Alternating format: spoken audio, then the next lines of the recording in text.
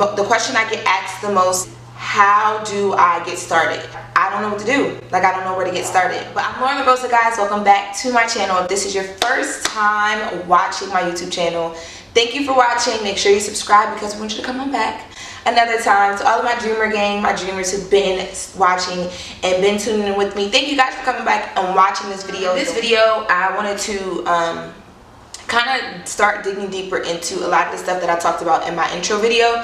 So I know in my intro video I gave you guys like my story about me moving to LA. So I'm just going to give you guys a few tips on how to get started. The first tip that I have for you guys is you need to visit.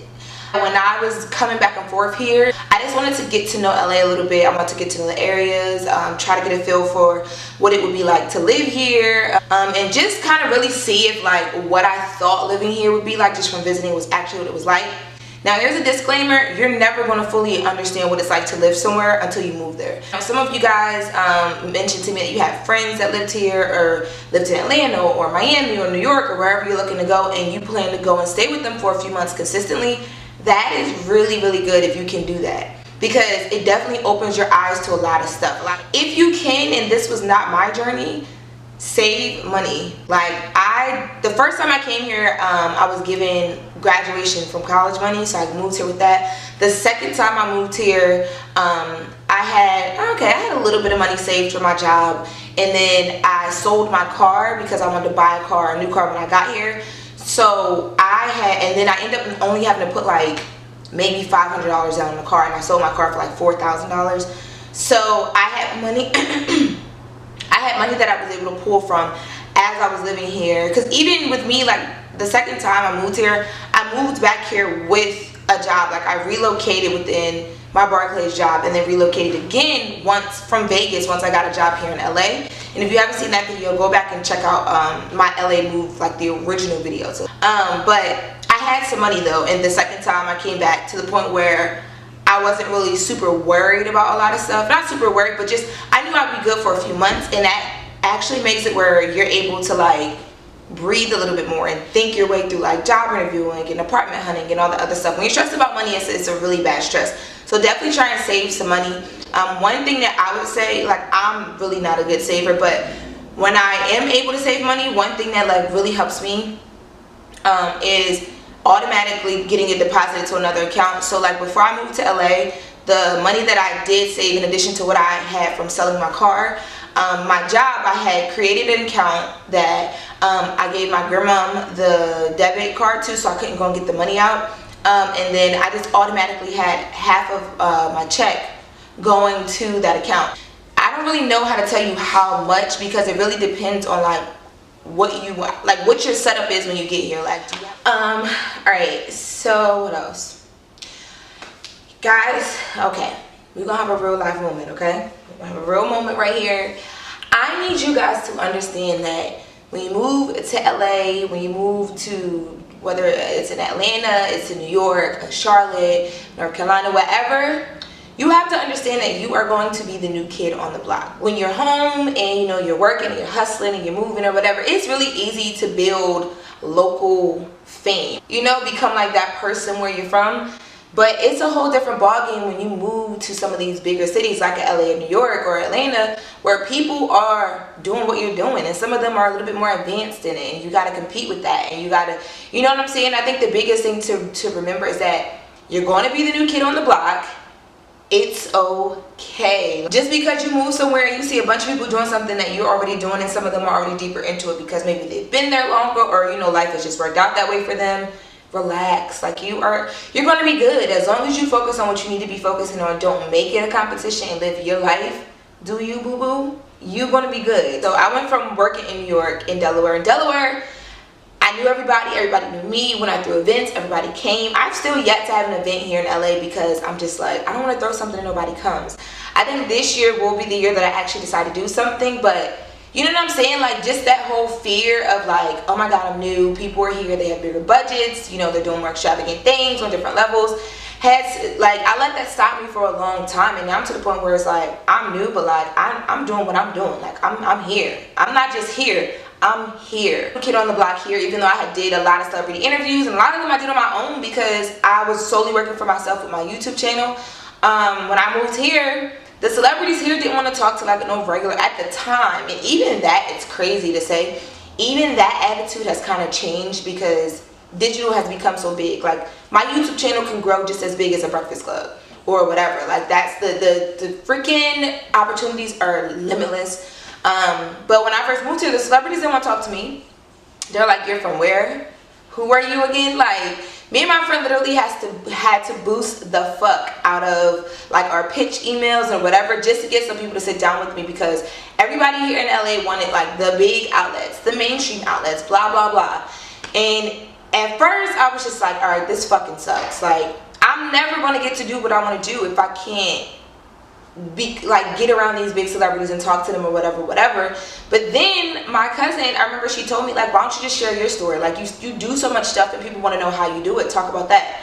And thus created my vlogs. Like, and it was a hit. Like all the videos I was putting up, 8,000, 9,000 crazy views, because there were so many people like me moving to new places, wanting to do new things, that wanted to know how I was doing it. So I'm saying this to say it's okay to be the new kid on the block. Use that to fuel your creativity, your energy, and to explore. Like I got to research your job market and whatever job it is that you want to do, and understand like for what you want to do, how much it pays. When I moved into LA, y'all, I took a big pay cut. I went from out of college, I was making like $27 an hour my first year out of college, well, my first job out of college.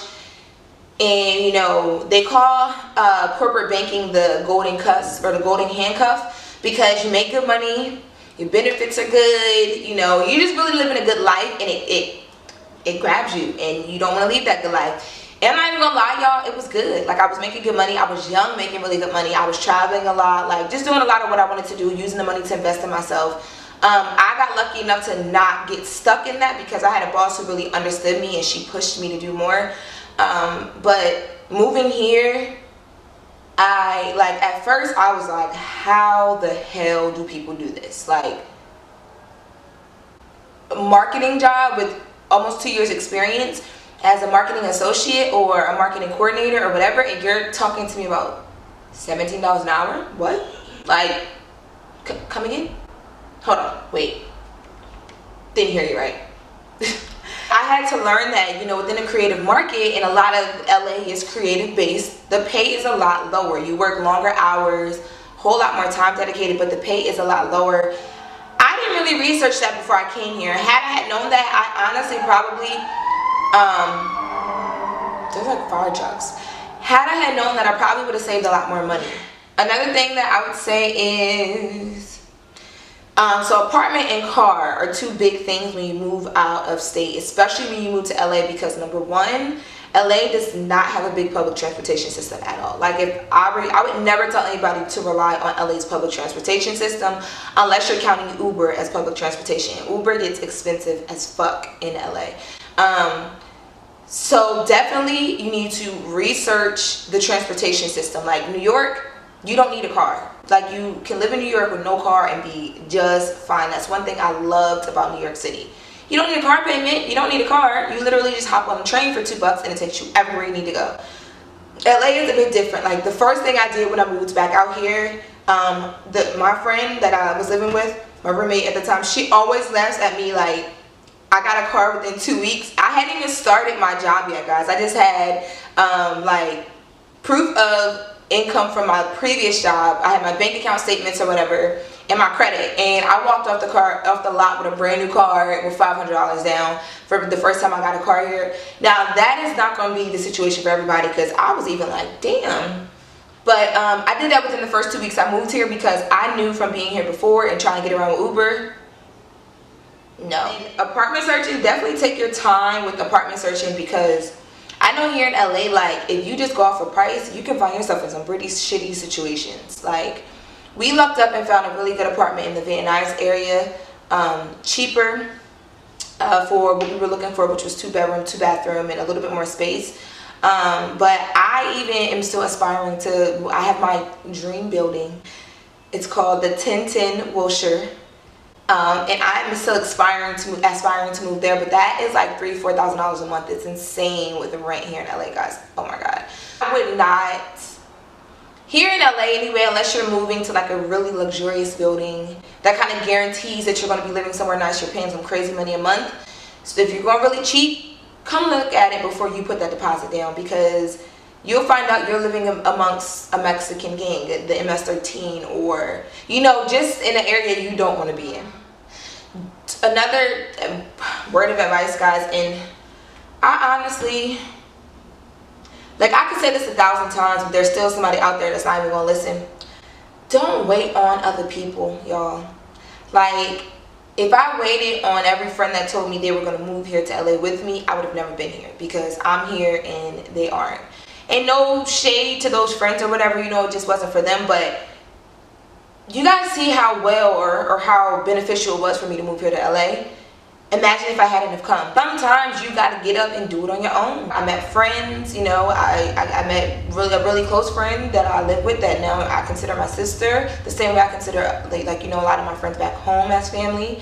And had I had waited to bring that piece of home or that comfort zone with me, I probably wouldn't have been here when I really needed to be here. Like, your mindset is really everything, guys. Like, when you move to a place like LA, and I know, you know, people who've moved to Atlanta, went through similar situations.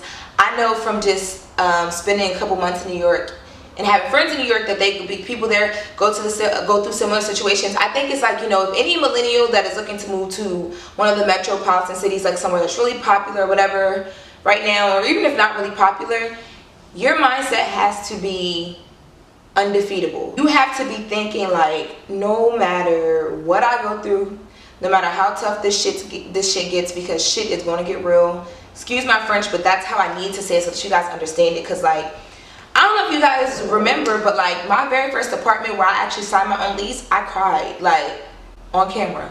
And that wasn't just for the views, y'all. That was like serious. Like, I debated so long whether I wanted to keep that in the video or take it out, because like shit was really just real. For like my first year here, I went through some of my most humbling moments in my life ever. Like,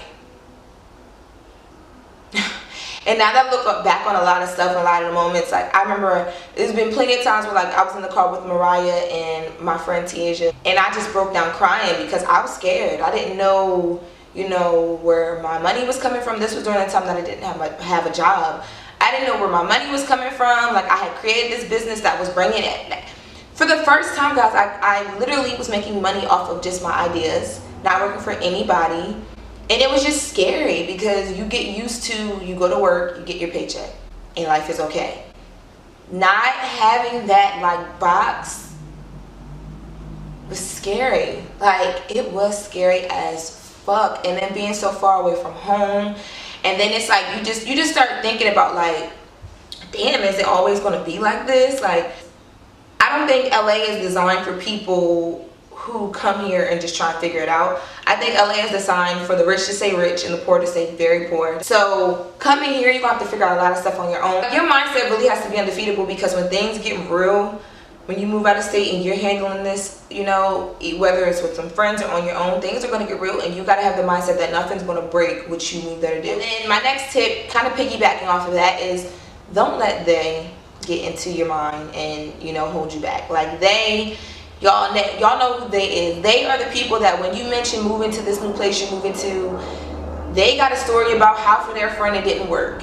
They got a story about, you know, how they watched a YouTube video and the girl said, don't move because it's expensive. They have a story about how, well, they tried and it didn't work. You know those people, right? Don't let they get to you, because if I would have let they get to me, I would still be at my 8 to 6 back in Wilmington, Delaware. And that kind of ends my tips for you guys. So I'd like to thank you guys so much for tuning in for our second career advice video, all about relocating to LA or wherever it is that you want to move in 2018 to make your dreams come true.